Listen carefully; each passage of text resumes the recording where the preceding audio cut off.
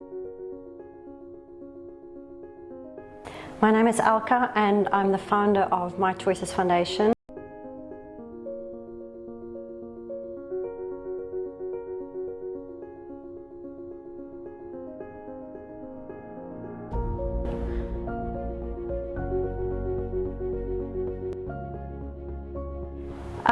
I think many of us have what we call a righteous anger, and for all of us it could be something different. For somebody it's the elderly, or it's global warming, and all causes that are dear to us and very important. For me, it's always been the injustice that women, and specifically girls, face in the world, and for them it's sometimes very difficult to speak up. My background is in finance, and so I actually knew very little about all the problems that the women and girls face in India.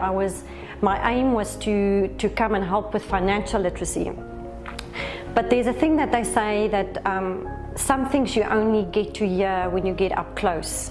And so for the first 6 months that we were in Hyderabad in India, I spent a lot of time with women and girls, just listening to them, hearing their stories, going to as many meetings as I could. Well, actually it's village meetings, it's sitting down, trying to hear what are the problems the women face. And with the aim of developing some financial programs or financial literacy. And as I said, there's this beautiful quote, or that says, as I said, some things you only get to hear when you get up close. And it was when you get to spend time with the women and the girls that they started telling their stories. And time and time again, you would sit down, and the abuse and the exploitation that these women face on a daily basis they started to share it. And I mean, it was difficult at first to hear, but then you realize that, I mean, they told us that you can give me financial freedom, but if I have no freedom from abuse, or if I get exploited every day, there's no freedom. And so it was with this, I won't even say knowledge, it was maybe with this revelation that we started Operation PeaceMaker. And it was a program to put the change in the hands of the women in the community. And that's how My Choices started.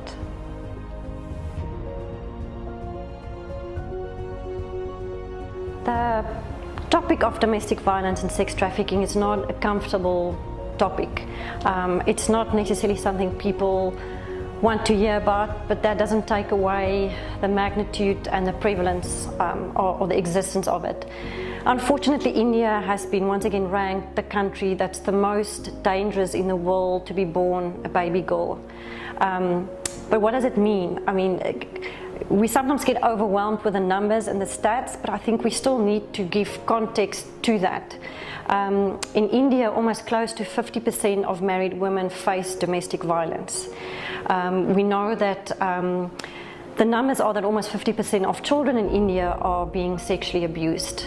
And if we look at child marriage, which is a form of domestic violence or sexual abuse, 40% of the child marriages in the world still take place in India.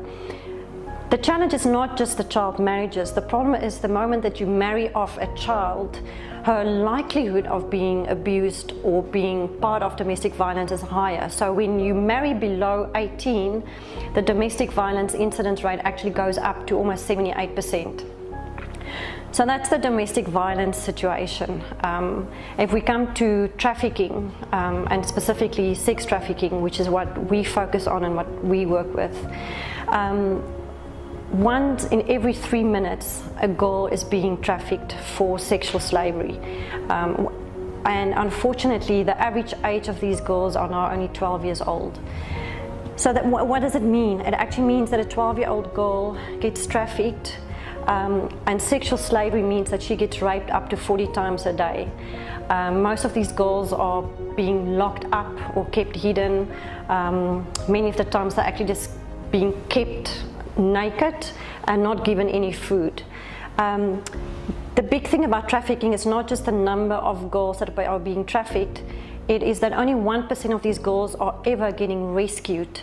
And so when you look at our work and the work we do, the majority of our work, even in the domestic violence side, is about prevention. It's about how can we prevent this from happening. But that is the situation, and that's I think why our team gets up every day and goes to work every day, is knowing that there's a lot of help needed, and there's a lot of girls who cannot speak up for themselves. So My Choices Foundation runs two programs. The one is called Operation PeaceMaker and the one is called Operation Red Alert. If we look at Operation PeaceMaker, we actually talk about peacemakers. It's local women in the community that we train and equip to become the change agents in their community. So when you look at domestic violence, one of the challenges is it happens behind closed doors. So many people almost feel it's not your business or it's not your problem to solve. What happens behind closed doors stays behind closed doors. So we realized that the only way we can actually change domestic violence is by getting into the home or getting into the house. And how do you get into that is, well, you actually do it through the women who can be the change agent. So Operation PeaceMaker, we work with counsellors, and then we work with local women who we train. We train them on understanding domestic violence, understanding their rights and provisions, because the biggest challenge is not knowing that there's a law that protects them from domestic violence. So if you don't know that you are protected, how can you actually go about to change it? So that's Operation Peacemakers, and as I said, it's literally putting the change into the hands of the women in the community and the girls, because we run college programs and school programs. Then Operation Red Alert focus on the prevention of trafficking. We've said before that only 1% of girls ever get rescued. So if that's the amount of girls get rescued, why don't we try and prevent that from happening? So Operation Red Alert is actually a program where we go into the villages from where the girls are being trafficked. And we do prevention and training in the village to all the stakeholders. So it's the fathers, it's the mothers, it's the boys, it's the girls, equipping them on how to prevent trafficking from happening. We've also, through Operation Red Alert, built the country's first, or India's first, national helpline, which only focuses on the prevention of sex trafficking.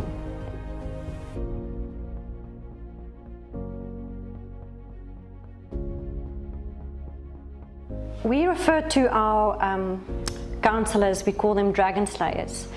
And we say a dragon slayer is somebody that's able to wake up every day and despite of what they sometimes see, still able to love the world and to bring about change. And in our work we see a lot of heartache. I mean, we see a lot of pain, we see a lot of injustice, but we also see amazing transformation and amazing change. And I mean, that is what keeps us going. And if we think of what success looks like for us, it's to be able to bring about transformation in a family as a whole. And one of the things that we do at My Choices is we work with the whole family. So that includes the women, the husband or the father, the perpetrator. The perpetrator is as much part of the solution. And you can't get to a solution if you don't include everybody. And we say the biggest gift a father can give their children is to love and respect their mother. And so for us, fathers are absolutely a part of the solution.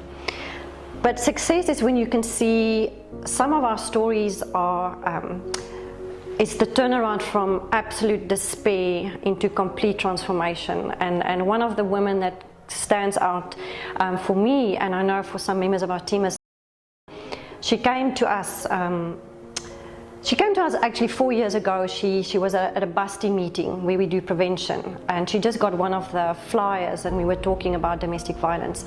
But we didn't hear from her for about 2 years, and then 2 years back she reached out to one of our counsellors, and it's a long story, but she basically went from fleeing her home at 5 o'clock in the morning with her 2 daughters, fearing for her life and the life of her daughters because of the abuse she's been facing for the last 14 years.